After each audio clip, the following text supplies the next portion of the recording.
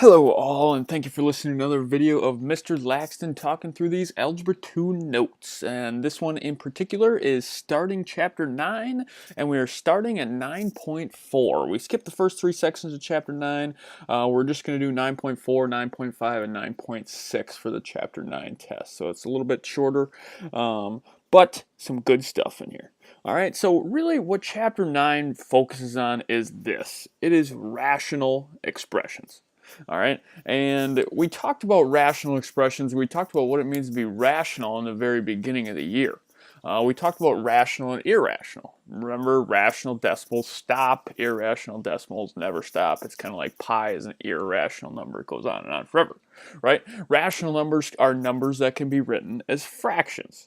All right, so that's really what we're dealing with today is fraction expressions. And that's what we're dealing with in this whole chapter is we're dealing with fraction expressions. So it's not just like 3 over 5. We're dealing with things that look like x plus 2 over x plus 7 or things like that. They're rational expressions. All right, and today we're going to learn how to simplify these guys, and we're going to learn how to multiply and divide. So that really keys into my essential question there. How do I simplify, multiply, and divide rational expressions?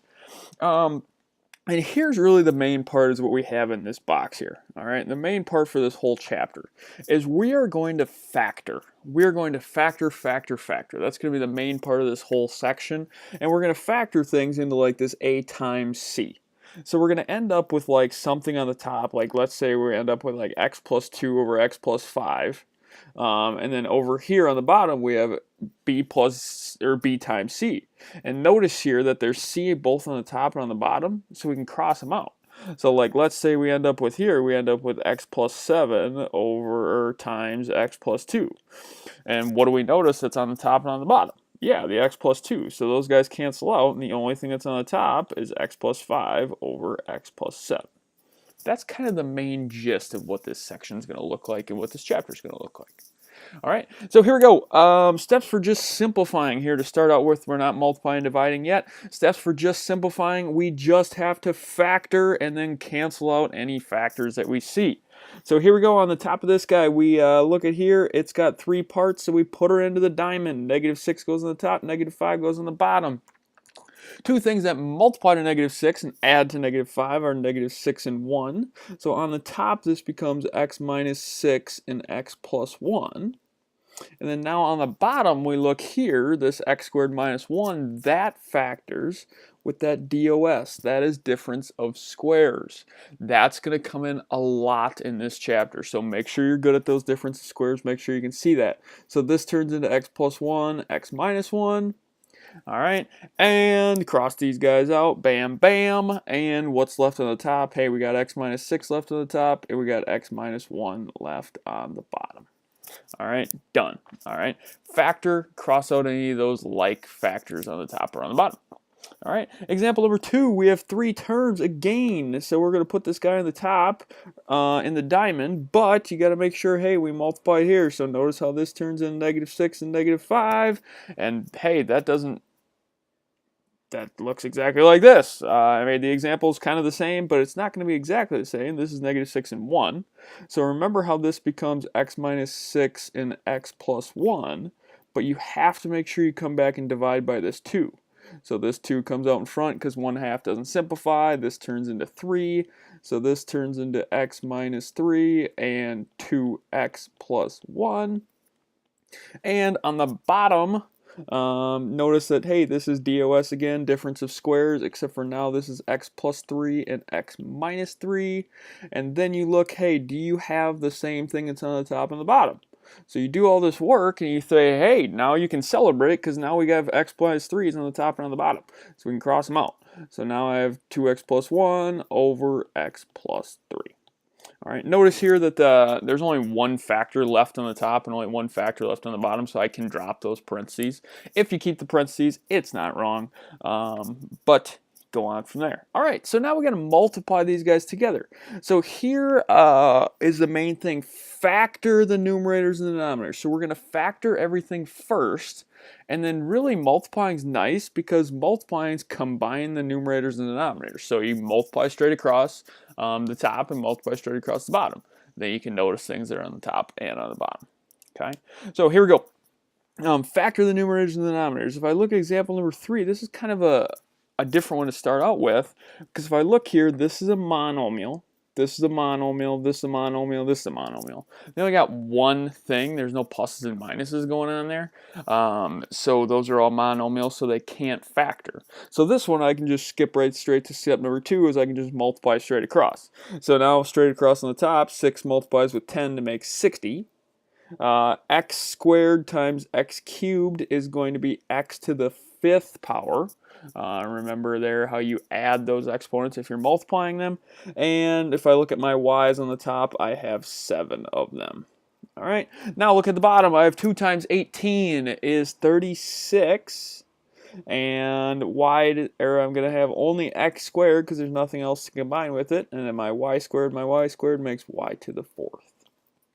All right, awesome. So now I look here, what can I take out of both of these things? I look, what more can I take out? I see that I can take 12 out of both these. If you look, hey, maybe 6 goes into both these, it does, and you can simplify it again. So I look here, 12 goes into both those guys, so that turns into 5 over 3. Because I divide this guy by 12, and I divide this guy by 12. So that's just simplifying fractions there. Now I look my x's. There's 5 x's on the top, 2 x's on the bottom, so there's x cubed left on the top. Now my y's, there's 7 left on the top, 4 left on the bottom, so there is y cubed on the top as well.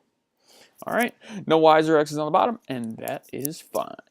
All right, number 4 is kind of going to be the more traditional type that you're going to see here a lot.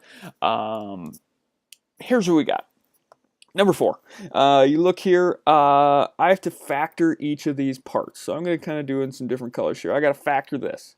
So I look at that, and it's it's a binomial. Difference of squares doesn't work here. I always have to look for a greatest common factor though, right?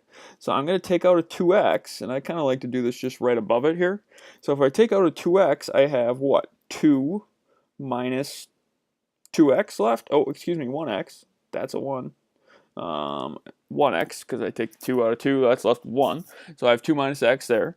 And then now this guy, if I go to my blue, I got to put this guy into diamond. So 3 goes on the top, negative 4 goes on the bottom. That's going to be what? Negative 3, negative 1. So this turns into x minus 3, x minus 1. Let's pick up a different color here. Let's go red. This guy on the bottom left, I got to put him in the diamond, so I get 6 and negative 5. That's kind of like the ones we were doing up top, but a little bit different. This is what? This is negative 3, negative 2. So I have x minus 3, x minus 2. And the 2x doesn't factor, that just stays. Okay, so now here's the part with multiplying, is that whatever's on the top can stay on the top, and whatever's on the bottom can stay on the bottom. All right, so now I have everything on top. So I have 2x. And then I have 2 minus x, and I have x minus 3, and x minus 1. And on the bottom, I have this. I have x minus 3, x minus 2, and 2x. All right, so those are all the things that are on top and all the things that are on the bottom. Since I'm multiplying, I can just kind of keep everything on top and everything on the bottom. So now you have to look, hey, do I have things that cross out? Sure do. The 2x's cancel out. The x minus 3's cancel out. So now I'm left with 2 minus x, x minus 1, and then x minus 2 on the bottom. Okay, and this right here is a good enough answer. I realize that you can go through and take out a negative out of this guy right here to make it the same as this, to simplify it a little bit more. But for right now, in the beginning level that we're at, I'm okay with this for being our answer.